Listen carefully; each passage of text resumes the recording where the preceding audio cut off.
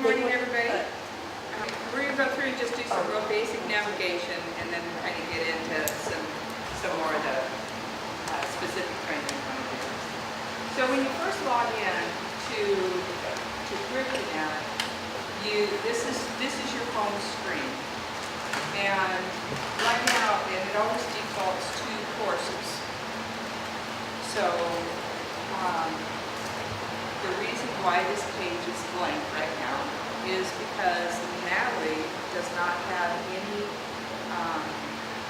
proposals that belong to her. She's not done any work in the system. So if there were, and she had done launched a proposal or was a co-contributor on a proposal or something, they would automatically show here when you first log in. Okay? Right at the very top there, you'll see the curriculum button.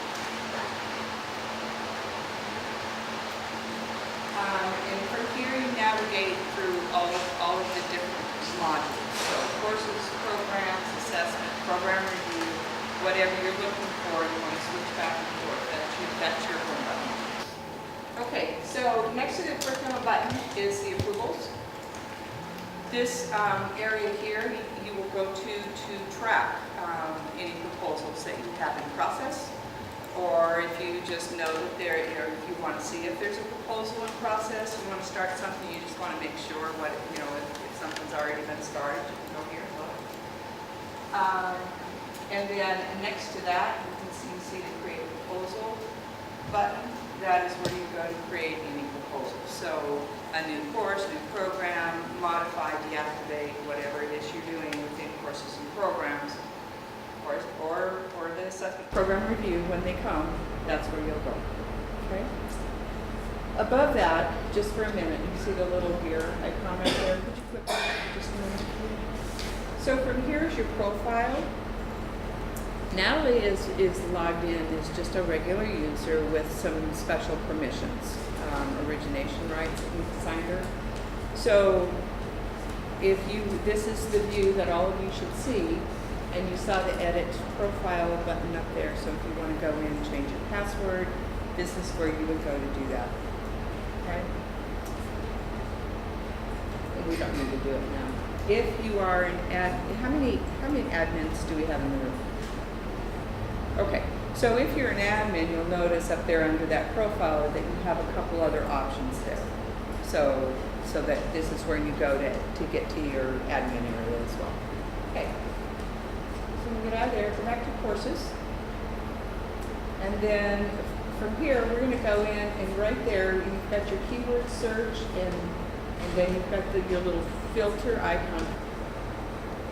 So Natalie doesn't have anything in her queue right now, so click on the filter there and get into this area here where you can actually go in and do your searches.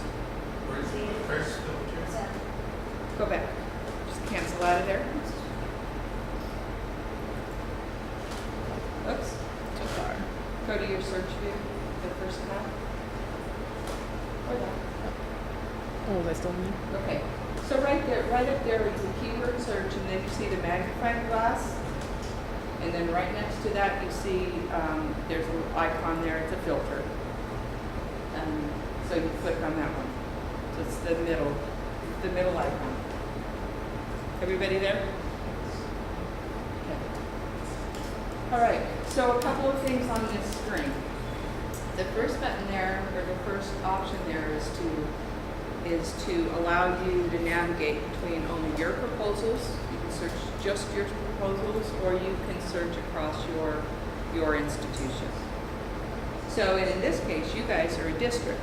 So if you have the permissions, well, you could search across just your institution, your school, or you can search across the whole district. Okay?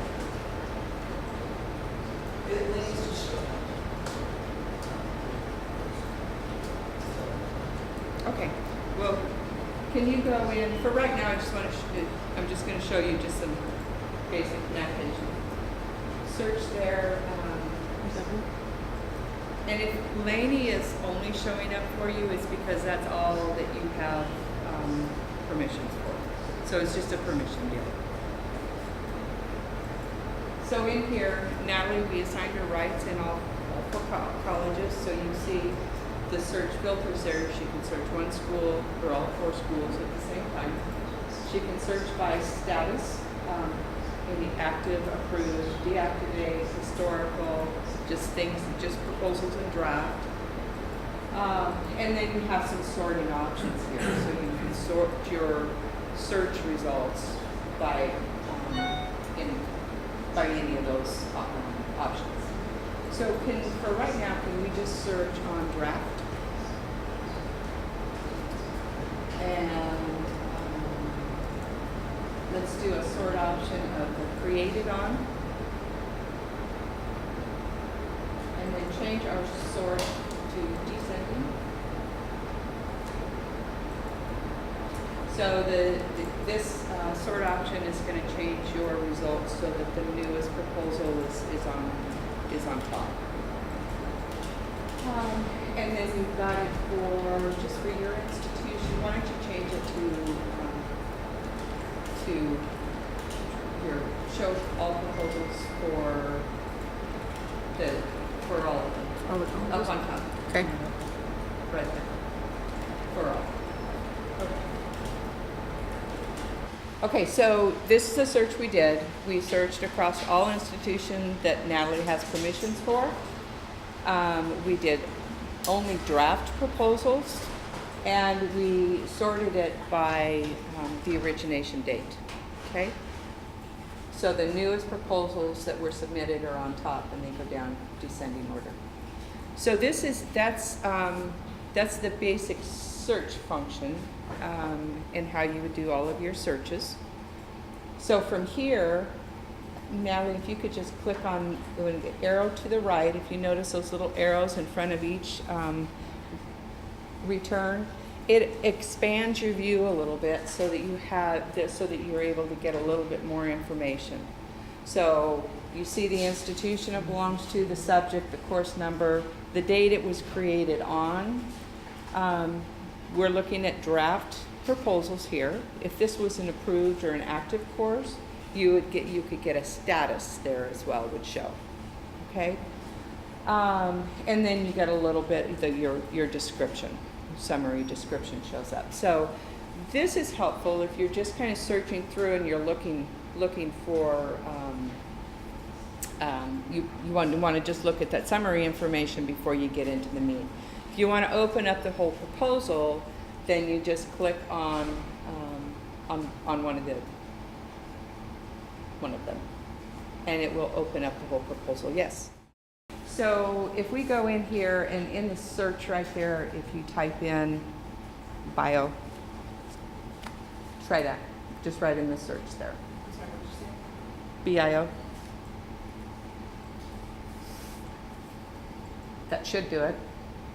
Let's go ahead and hit search. Or return, rather.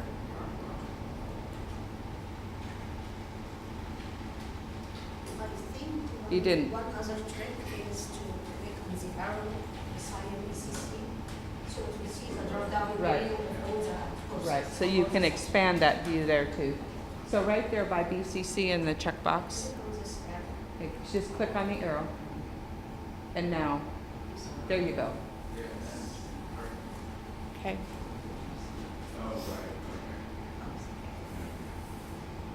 Okay, and then go ahead and apply. It'll research and should bring back all of those. Okay. Am I standing in front of you? Can you see okay? Okay, okay, good. Still is a subject that has not been updated. Still we see art and astronomy, it should show all the biology. So maybe we need to clear the section and start finding the data.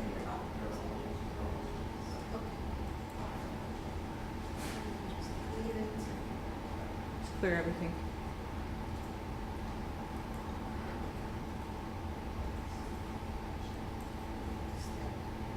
Go back.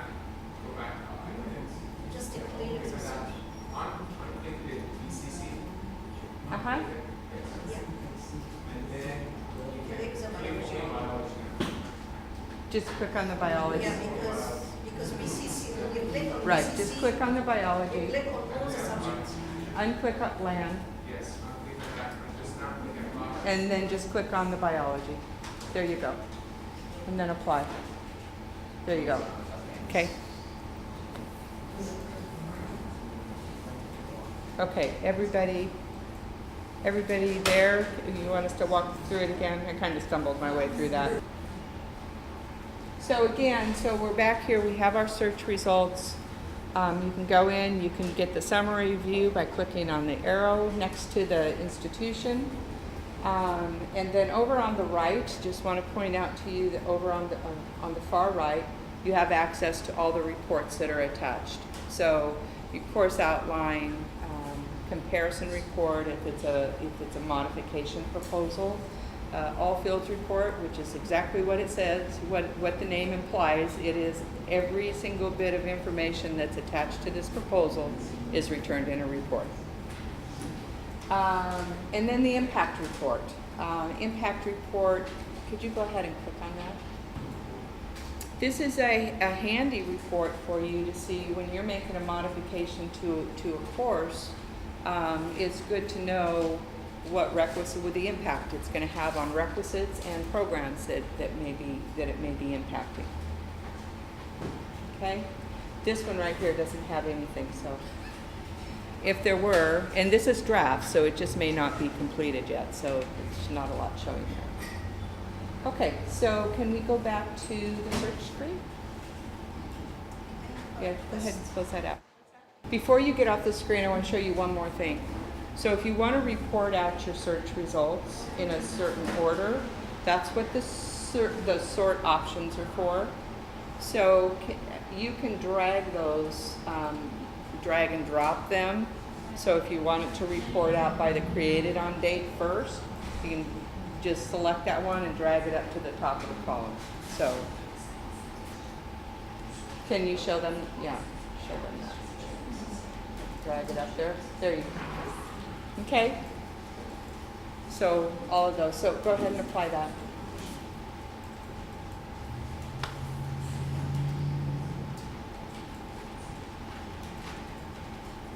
For all. Okay. All right.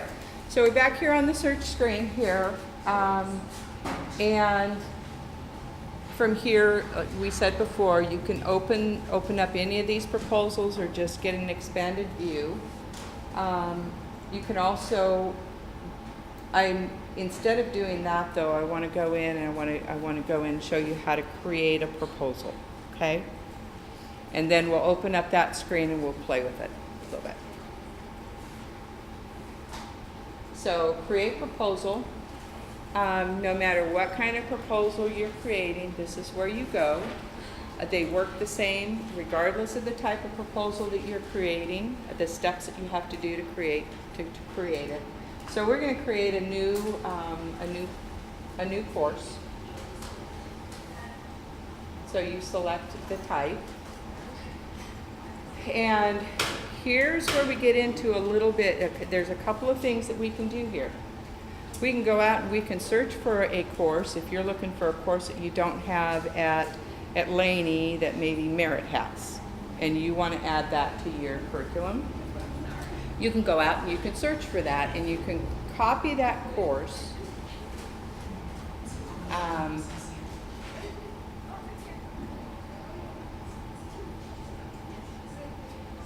You could copy that course and then start working with that. It'll copy in and allow you to edit it and then launch it into a new course for Laney. So what I'm noticing when I had just asked you about being able to see other campuses' stuff when you do the filter and creating a new proposal, so I think what we're finding is for ESL or for biology, creating a new proposal, you only can see Laney stuff. And so there's no BCC or Merit or Alameda option to possibly clone, and then that's the issue on the filtering, trying to see other people's stuff, is there's no option for anyone. I'm going to need to look at their permissions. So if we do that, we can do it individually. Okay. And so that's what I thought was the understanding is, in order for anybody to see another campus, somebody needs to go in and change their permissions. Yeah, I just want to look and see how they're set up, okay? So they may not have origination rights to be able to create a proposal that they're trying to do.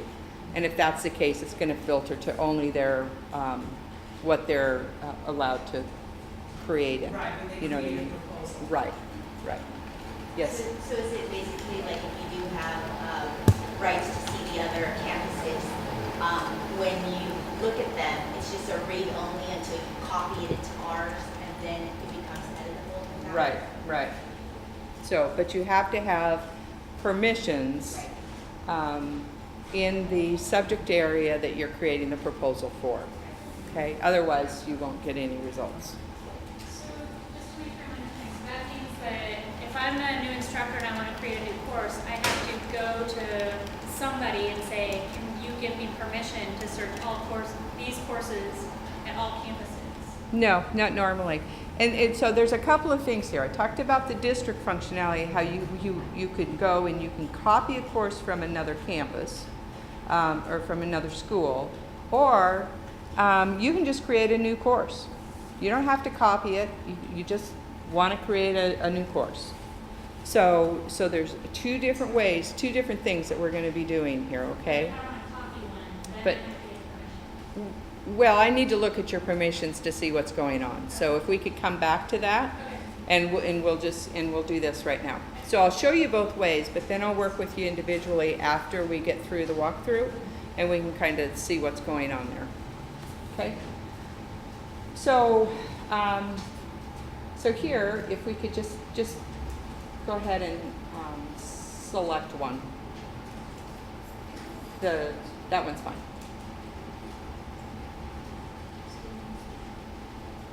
Okay, so we selected that course, and this is a copy. This is a copy from Berkeley, right?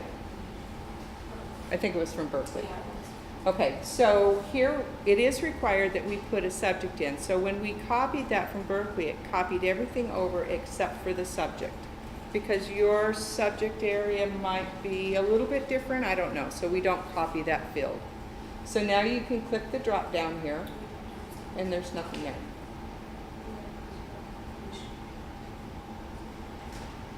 What happened?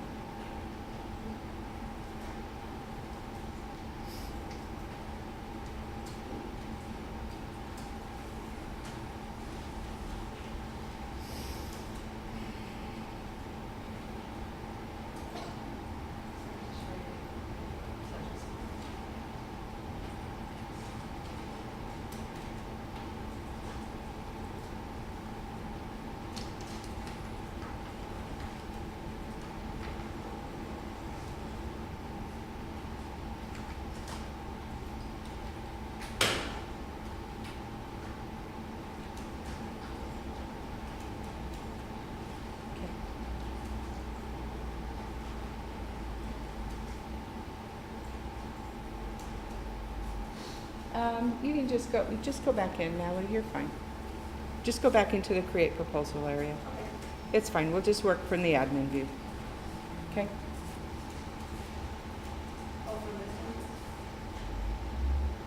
Yeah, where are we going? Yeah. Yeah, just go ahead and go in there and do that, just new. And select your subject. Okay, and give it a course number. This is what she's doing right now is if you just want to create a new course. It's not anywhere, it's just brand new, okay? So subject, course number, you have to give it a title and you have to give it a description for the catalog. Those are the required fields in order to be able to create a proposal. Then click next. This is a review of your summary information. Make sure it's all right. If it is, then you can just click the create proposal. And as it's going out there, it's gathering all the template information, pulling all the forms together. So in here, it copied over the 4 fields that we put in when we were creating the proposal, copied those over, and then generated the rest of the forms that need to be completed. So a few things on this screen that we're going to go over really fast. at the top, you see the BCC course. The status of what we're creating is new. You see the subject and the course number and the title right at the very top of the screen. I wish I had a pointer I could show you. So right up here at the very top, above, right there. If you could highlight that. Okay. So this is attached everywhere on all the forms so that you know exactly what it is that you're looking at. Within Meta, you can have multiple tabs open, so sometimes this is helpful just to be able to put glance. Right below that is the report icon, all the way to the left under BCC. So you have access again to the reports, the outline, impact, comparison, all those. And the status right there tells you what the status is. If it's an active course, if it's approved, if it's draft. So you get that there. And then over on if you scroll over towards the right, you have your, these are launch requirements. So these are the requirements that have been built into the system that have to be met in order for you to launch the proposal into workflow. So, and up there, as you meet each one of these, it will count down to 0.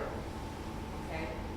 Next to that, you have the launch button, and if you just hover over that right now, you see that you cannot launch the proposal because you've got a lot of work to do here still. And then you have, at any time that you're working in your proposal up until you launch it into workflow, you can delete your draft and start over. Okay? So then, go back over here on the left of the screen. These are all the different areas, and all of your proposal information has been broken down into workable segments, or manageable segments. So, and then you see we refer to them as badging on some of these tabs. It says score of 8 on the cover page. Those are the requirements. On the cover page, there are 8 required fields that have to be populated. On the list of changes, there's 2, so on and so forth. So if you scroll down here for just a minute, Natalie, to a required field on the cover page, just go ahead and scroll down. So right here, the justification has not been, it's not been completed yet, so it's still showing it as an outstanding requirement. So a couple of ways that you can tell what the required fields are is, first of all, you see the field is highlighted, different color, shaded. And then next to the label, the justification, there's an asterisk there. So those are your 2 visual indicators that it is a required field. So if you type something in there now, and then go ahead and tab out, you can see that it's met that requirement. It's also changed the badge up there from 4 to 8 to 5 to 8. That's been met. So go ahead and go all the way through that, because I just want to show what happens when all of the requirements are met on the tab.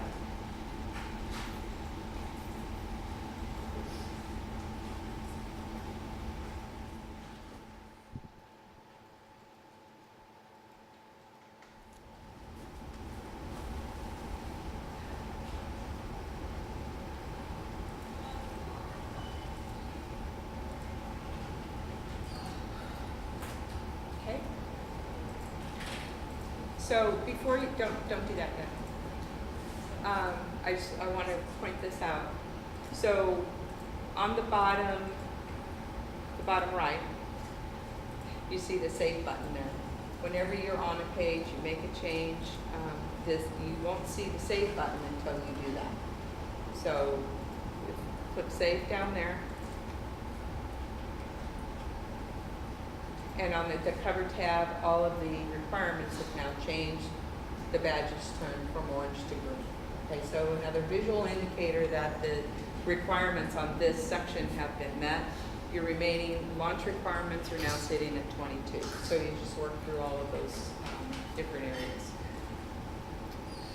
Let's go down to your co-contributor just real fast. It's just a simple tool for you to be able to identify a contributor, somebody that you want to work with you on the proposal, okay?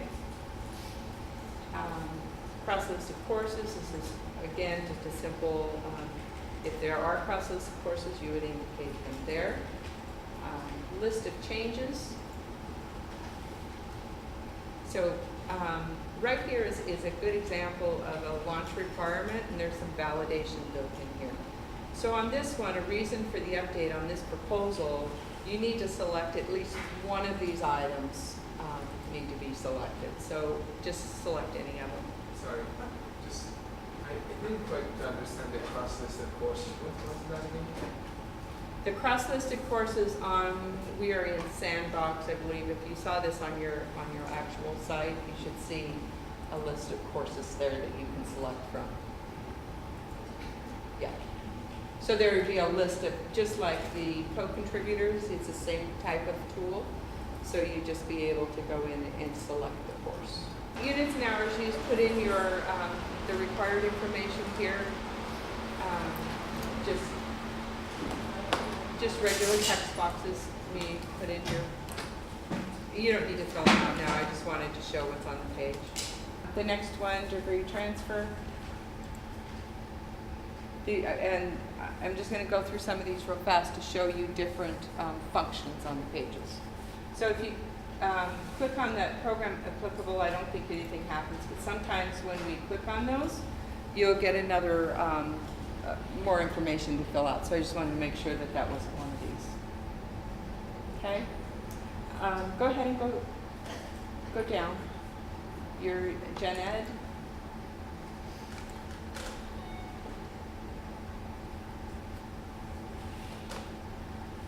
So basic information, can you click into one of the CSU UC, for example? But could you go ahead and just select, fill out the requirements on this page? Just real fast. And we're not going to pay attention to what we're grabbing. We're just going to populate it. And there was one more, I believe, on the page. A couple more, actually. Do the units have to match for the hours? And that's why they have that TBNS hour or whatever? No, that's a separate thing. Yeah. So they'll allow them to have some ordinance that has 3 hours. Okay. The faculty that has to know whether you have to have CD hours, most curriculum doesn't. Okay. Are we good here? No, one more. Times repeatable. Okay. And then go ahead and tab out of that. Save it. Okay. And then degree transfer. What Just- do you mean? The number of times repeatable for? Oh, we just What is it? if it's a repeatable course, You have it every semester, right? So how many times can it be repeated or retaken? the By a same- student. Oh, I see. Mm-hmm. Got it. Right. Thank you. Just go ahead and click that CPO4.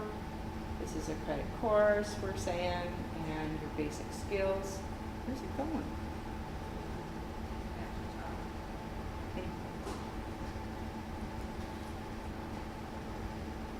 Don't click save, just go ahead and scroll down.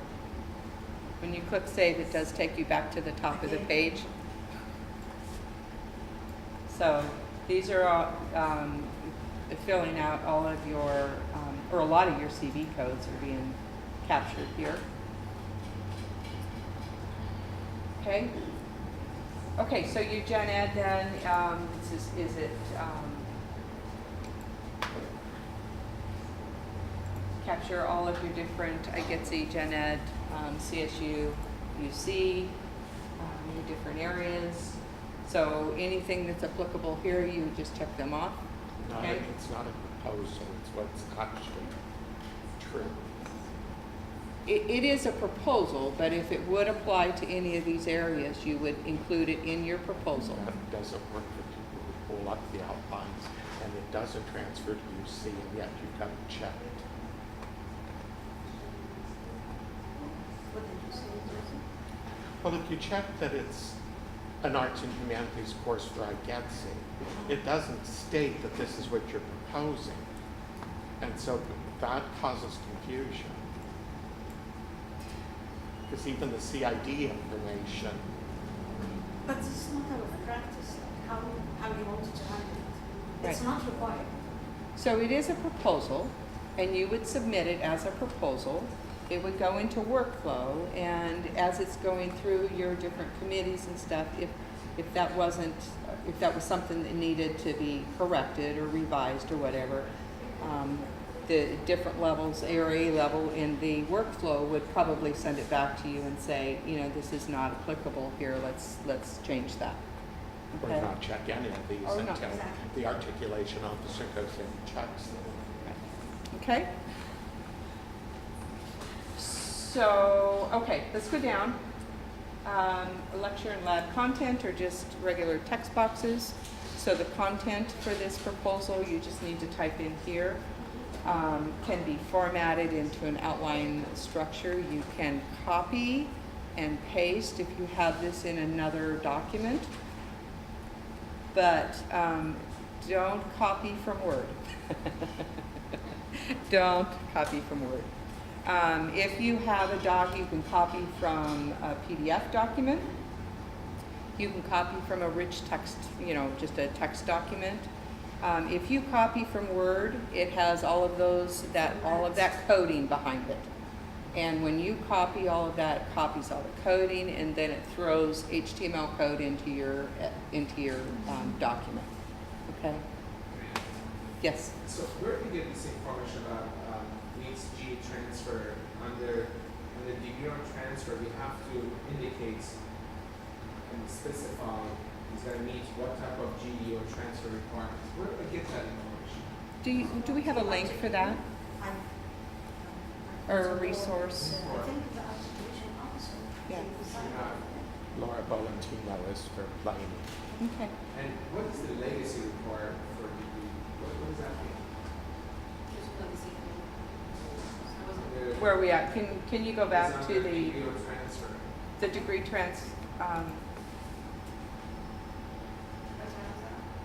Under, Gen Ed? no, it's under degree or transfer. Oh, I'm sorry. Oh, one more. What does that mean when it says legacy? Okay, so there were in V2, you had some data captured in V2 that was put into a paragraph form that would be applicable to this area.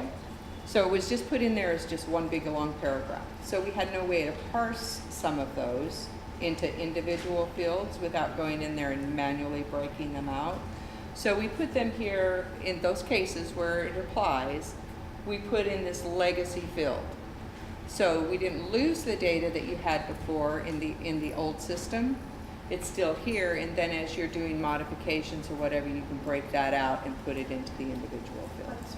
should this only affect the current courses that we imported from V2? Mhm. But for the new course, there is Right. no. It's not applicable, so you just don't, you can ignore it in this case because this is a new course, there's no legacy data. Because in new course 3, don't have any legacy. Right, required data. so you can just ignore the field. It's not required. So kind of like the list of changes tab, could we get rid of that in the new course proposal? Pretty much, yeah. So just hide it. Yes. Yes. So, and as we, at the end of the day, you know, we can kind of regroup and, yeah, make notes of Yep. what we need to, what changes you guys want to make. Okay, go ahead and let's go to the student performance.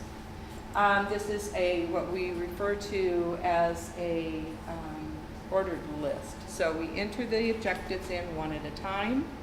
There is a validation requirement on this that you have to enter at least one objective. So you can go ahead and put it in there, and then go ahead and do another one. You want to add 2. So you use, wait a minute. Go ahead and save that, please. And then, so before we do this again, I just want to make sure everybody saw what we did. We went in and we clicked, we want to add 3. So go up on the top right there, add new item, and then it opens up the fields again. So can you click on the create grouping? Now I'm not real sure what this was for, but I did want to show This is an example of sometimes when you check a box, it opens up another field or fields for you that need to be filled out or should be filled out. Okay? So What's it again? What's it for? That's, I'm not real sure what the grouping was for on there. It was a requirement. It was in, I know it was in V2, but I'm not sure what purpose it fills for you. It's not required, so if you don't know what it is, Then you could probably ignore it. Who needs it for modular? Like if your class is modular? No, this is different, no. No. Are you talking about objectives? The performance objective for specific skills that course transfers to the student. that's what's the purpose of that. Grouping. Yeah. Okay. Where's the consistency here? Many of the objectives might be taught together, and they must be learned together, and so unless they're all achieved together or demonstrated together, it's not considered an act. So when you click on that one, what does it do? It's, I think this is going down to curriculum specific and faculty specific. So in your area, you may not have group objectives where they must be conjoined. And so this is almost more of a curriculum issue than a CurricUNET issue. Exactly. Thank you.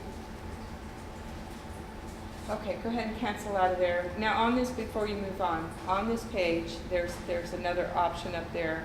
You have a button there that says Show Details at the top. If we didn't put anything in there except for tests, so there was not a lot of details to capture, but that is there. And then you can reorder. You can reorder these if you want to reorder the objectives. You want the third one to be the first one. You just select that the arrow, and you can reorder them. Okay. Or if you want to delete them, you can just select the delete button. Okay. Okay. So go ahead and go on. Another one of your outcomes works exactly the same way. Enter one at a time. Put your outcome text in, and then scroll down on that page, please. Your assessment text. And scroll down. That's it. Okay, save that. So it works just exactly the same way. Enter the outcomes one at a time. Yeah, depending on the proposal, you can have a few or you can have a lot. 4? No. Oh. Would you can explain the mapping directly to the... Yeah. Yes. Very good. Thank you. So go back in. So if you want to map these to the ILOs, so go ahead and put your text, your outcome text in again. Scroll down, your assessment.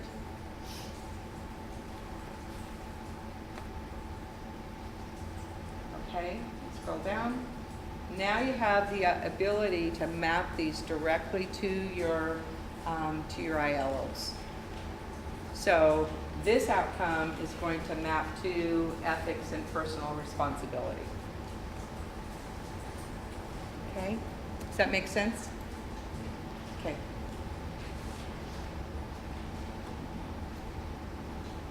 All right.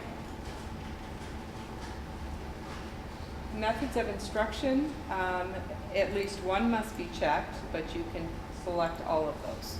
So as many as are necessary for your for the instruction methods. Down. Distance ed. This only expands, it only applies if it is distance ed. You would check the box, and then you have a whole page that opens up that's going to capture additional information. So we've checked it is a DE course, and then you want to know what the delivery method is that you would select from, your justification. Go ahead, just scroll through real fast. it's just going to capture all the information that's necessary for a DE course. Okay? Instructor, student, I don't think we need to go through all of these. Do the student assessment one, please. And I'm just doing this so that I want to meet the requirements. So there's one more launch requirement left, and that's on text and reading materials. Oh, actually, yeah, that one there. Okay. And that's it. So you can see now that up and down the left-hand side, all the tabs all the requirements have been met. Up on the remaining launch requirements is now 0, and go ahead and launch that into workflow.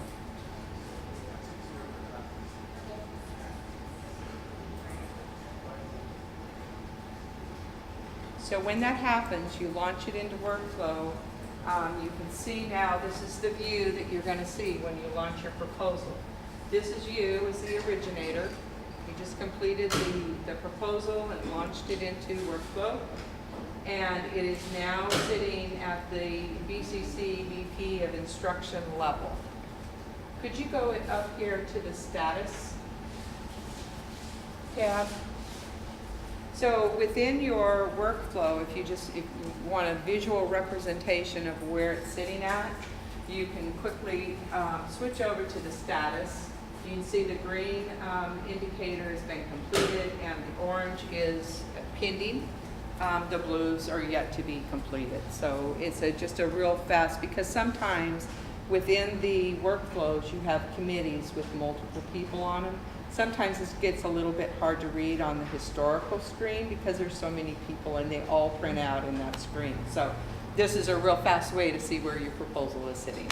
Okay? But you can't tell if, like, level 2, 0, 3. You Mhm. can't tell from here if there's 3 are required or some of them are optional. Well, there is a required on every single level. There is a required position. At least one. At least one, yes. But I can't tell from here which one is required and which one is optional, right? You can't, no. I have to go to the You approval. would have to look on the approvals in your admin side, and you could see, you would know, okay, how these were set up. But I mean, I'm guessing here is that the chair is the required position, okay?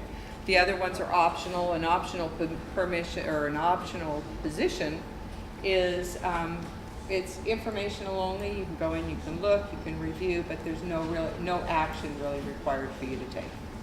Okay. All right. Can you go back to the course, back to courses there?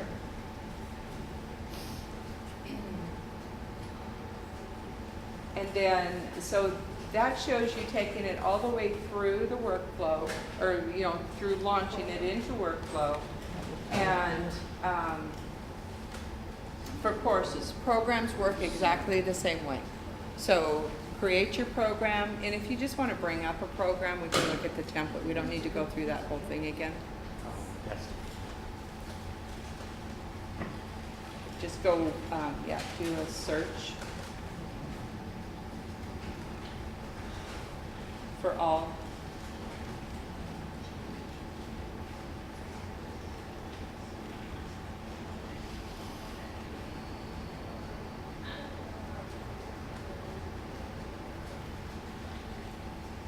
Can you select the bottom one, all institutions?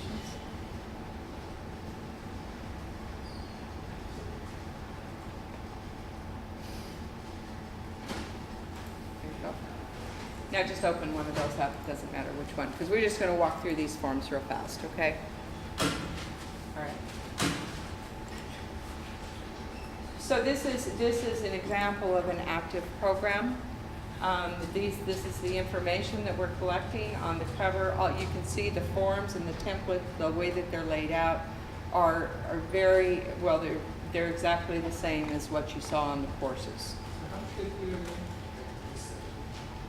Just, Natalie, if you just click back on your middle tab there, on the search view tab. So we did the search, and we got the results. We found the proposal we wanted to look at to open up, and we just clicked on it. Okay? So in here, and we didn't talk about it on the course side, but this is true on the course as well as the program, or any proposal that you're looking at. Right there at the top, right up there, it says last updated. So you have information up there about who updated it the last time. It's helpful in the event that you're working with a co-contributor. You can see who the last person was that, or contributors, might have multiple. You can see who the last person was that updated the proposal, okay? Go ahead and go to the description tab. I don't think that there's anything out of the ordinary there. There's not. So you're going to capture your top code here, your zip code, and some your description. So, and then just go ahead and go down to your course blocks. So this is where you actually define the courses that belong in your program requirements. So in this case, we have a course block that's labeled required courses. And within that block, we have 3 courses that have been put in there. So can you click on the, first of all, click on the blue bar, the definition. Can you open that up? There you go. So this is where you label your blocks up here. Just give it a label. It's a required courses, elective, first semester, second semester, whatever your blocks are called. And then cancel out of here. You would save it. We're going to cancel out. And then you would enter your courses one at a time. So click into the Edit Program Courses. And let's just go ahead and add a new one. We'll delete it before we're done.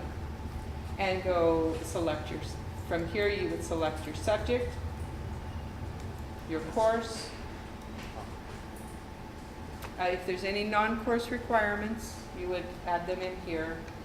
And then here again, you have the ability to map the course, do your outcome mappings here. So select that. Then you would put, go ahead and save it. Oh, we don't. If you had a condition, if you were grouping your courses together, if you had, you have to take English 101 and English 101A or English 101B and C, you can group them together with your and/ors. And you would just continue this process until you were done adding all of your courses in. And then you have it done. This button down here will take you back out to the main screen. So in this area, you kind of get into a little bit of you have to walk through it, and I can help you individually kind of walk through that so you know how to create your course blocks.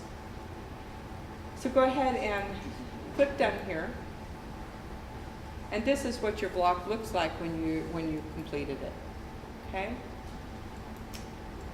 Then you have the ability to attach files. We didn't talk about it on the course side, but the same functionality is there.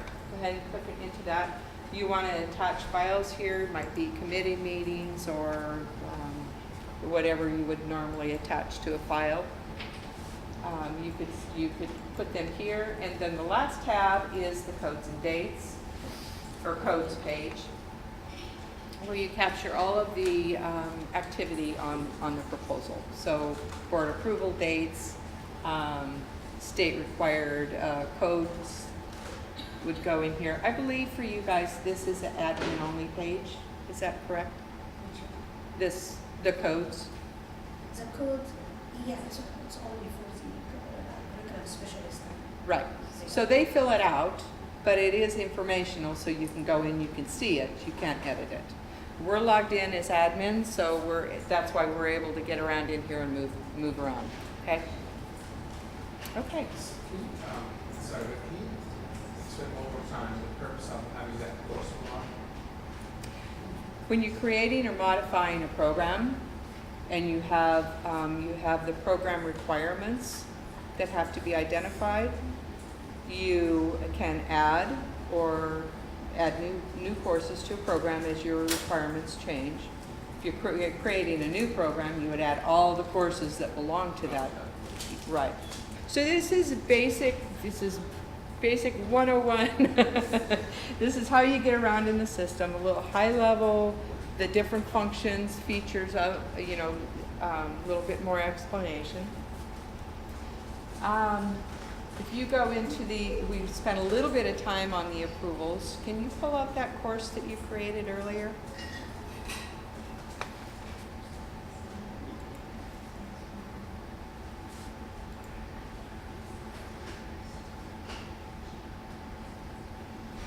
PCC and draft.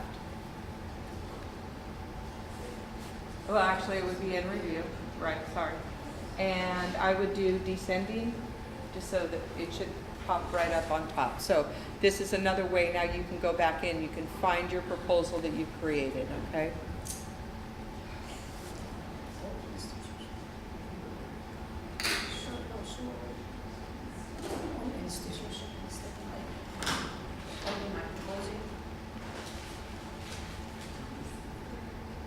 Either create it on date. Just as a filter, show only my proposal. Right. And then go back and select the whole institution again. And select BCC. It wouldn't really matter here, but that's okay. Okay, and apply. So there you can see right on the top of the screen the proposal that we created. Okay, so you can go back in there and review it or follow it, whatever you need to do. Okay. So could you go back into bring back open we're on course. Could you go back to the program? Are these programs, either one of them? Yeah. Just go ahead and open one of those up.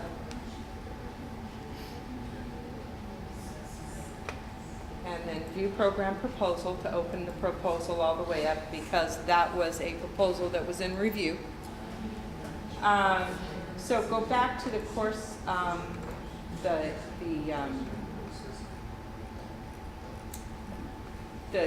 learning outcomes, sorry. I'm looking at it and I can't get it out of my mouth. Okay, so we're going to add a new one here. So add new. Now, are we doing it on the block definition level? I'm sorry. Go here. Definition, add one. Go ahead and just put in test there, please. Okay. Save. And then edit the courses. Add. Go ahead and add a new one. Oh, I'm not getting there. Why am I not getting there? Yeah. Go ahead and select your subject and course.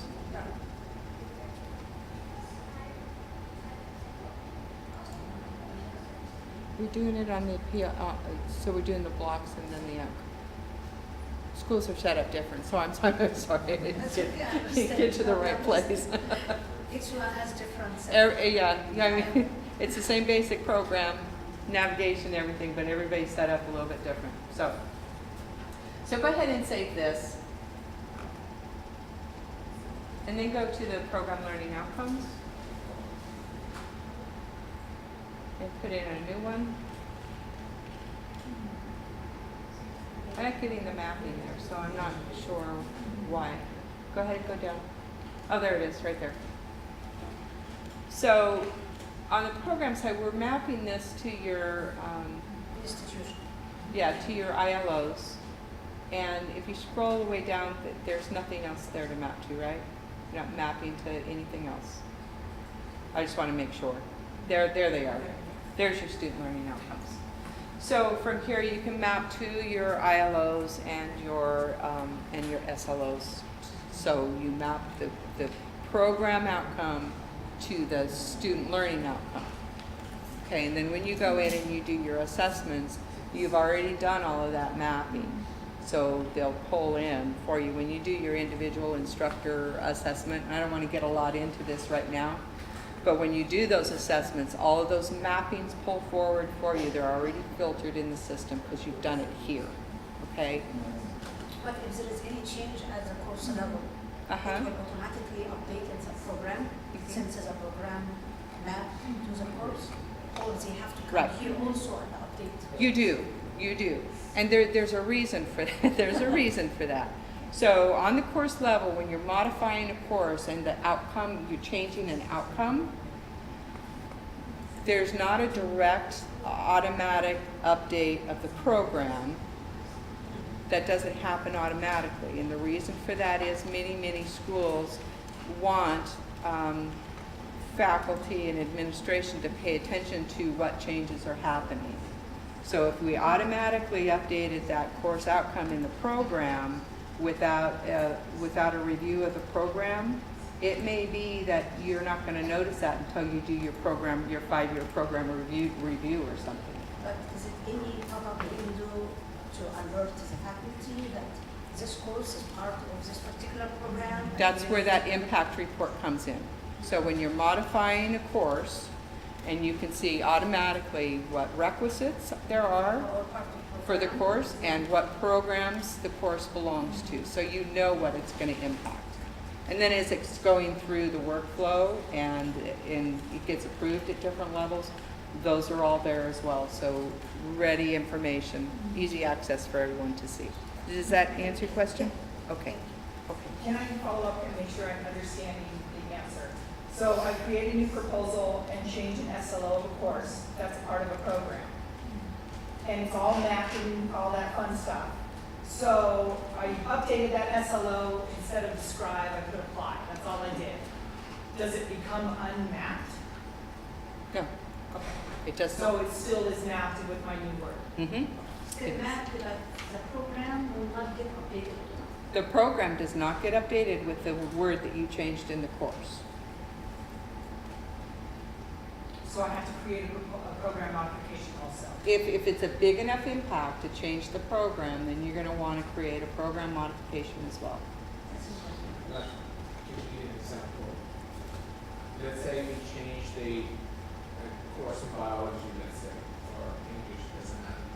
We change the SLO, we add one extra SLO. Mm-hmm.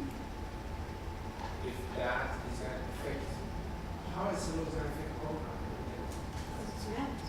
Right, how is it going to affect it? I mean, you say that, okay, another outcome for this program is students are going to learn, let's say, now using computer digital research.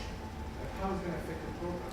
It may not have any impact on it, but it may have some. Maybe you're taking one away, and that really does impact the requirements of the program.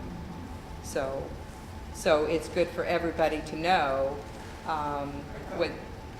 Yeah, I think the program depends on the courses, but not necessarily on the learning outcome. Well, So the- the program can be changed Right. if you add or remove a course, but learning outcome should not affect the program itself. They do have a relationship. If you change the outcomes in a course, the program has requirements in order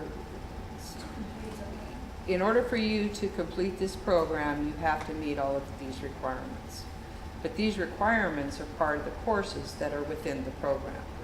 If you change an outcome in a course or courses, they may no longer meet the requirements of the overall program. Does that help? If it happens, then you have to go to program Right, and edit it. correct. Okay? All right. Any more questions? Yes? I don't know if this is the proper format to ask this question, but you know how they have the new non-credit enhanced courses that are supposed to lead to a certificate, that kind of thing. A lot of instructors are trying to do that now. And so I'm wondering, is that something that's going to go under a program, or is it just course It's actually captured on the course side. So when you're creating a course, you designated it as a non-credit. I can't remember which tab, but if you search back, back to a course, to the test, open it up, there is an area in there where you designate it as non-credit. You just give it that, So it's not considered a program kickoff. no. It's based on what you wanted to do as a faculty. There is courses, non-credit courses, in order to be entitled to full apportionment to like credit courses. Right, These right. courses has to be part of certificates. A certificate, So right. you will As long create as the it's- courses first, and then you will create the certificate, and those courses will be part of the certificate. Right. The only certificates that I saw were certificate of achievement, competency, completion, and proficiency under that certain section that had. Yeah, hold on. When you're creating a course outline, whether it's credit or non-credit, does not affect whether or not it's program applicable. And so you would need to check the program applicable, then select from the drop-down of programs that are active on your campus, which program it applies to. So credit, non-credit is not the same as program applicable or not program applicable. And the plan is for non-credit to be program applicable. When you need program applicable, like a lot of the basic skills math classes are not program applicable. They're not transferable math classes. Program applicable counts towards achievement of a certificate or degree. That's it. Right. So And if it those counts don't towards- count Well, you decide whether or not a course counts towards a degree or certificate. Yeah. You don't need to consider any other courses, only is the one you're developing leading to a degree or certificate. And that can be credit or non-credit. Yeah, don't combine the two. Don't conflate them. They're not related. Right.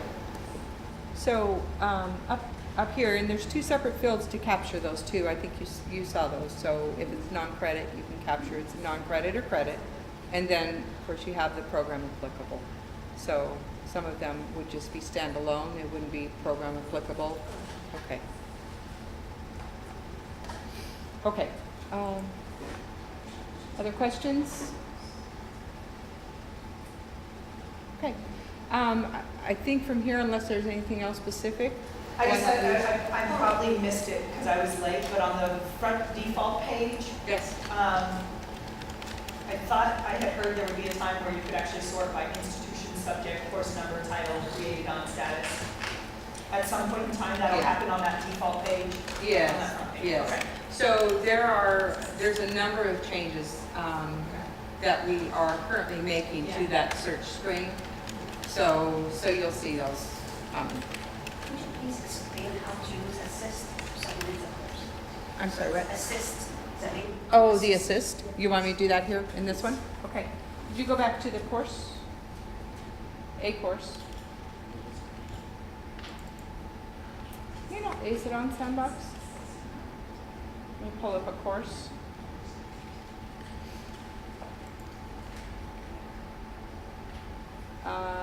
Pull up your new one.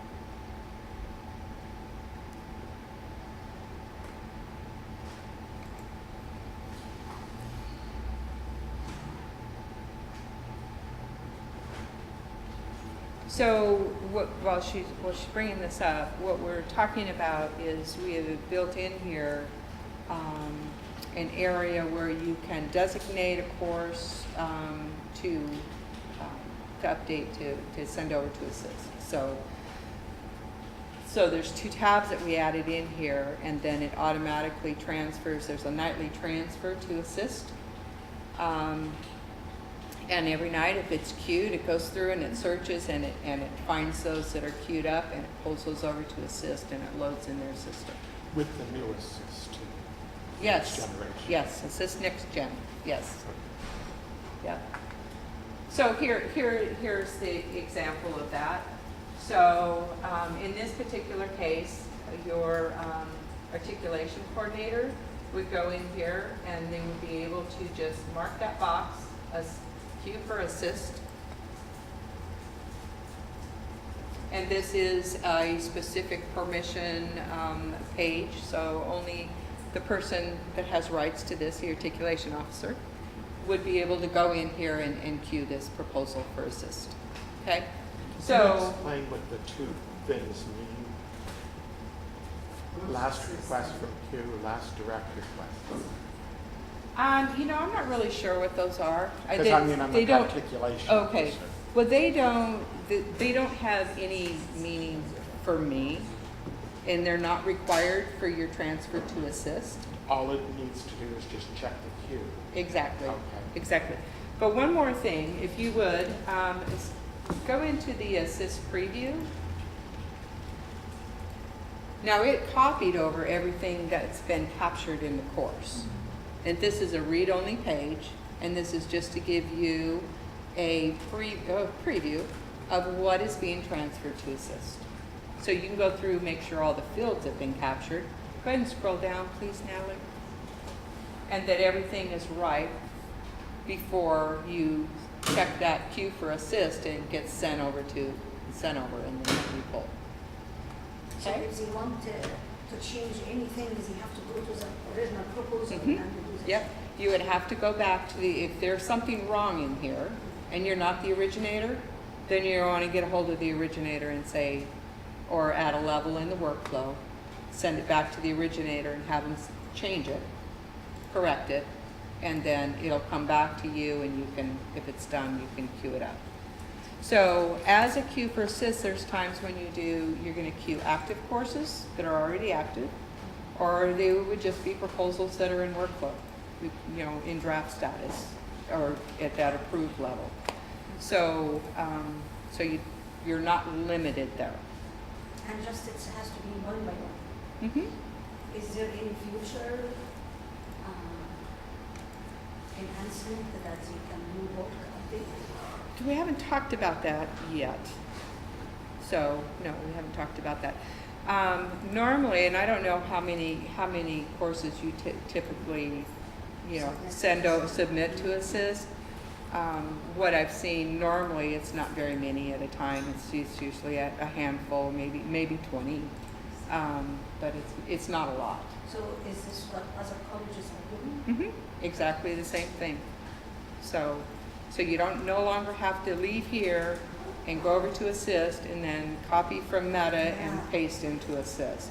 Just queue it up and it'll go. Okay? Then if you want to check it on the assist side, you can go over to assist and you can check your proposals to make sure everything worked. Okay? You bet. Anything else?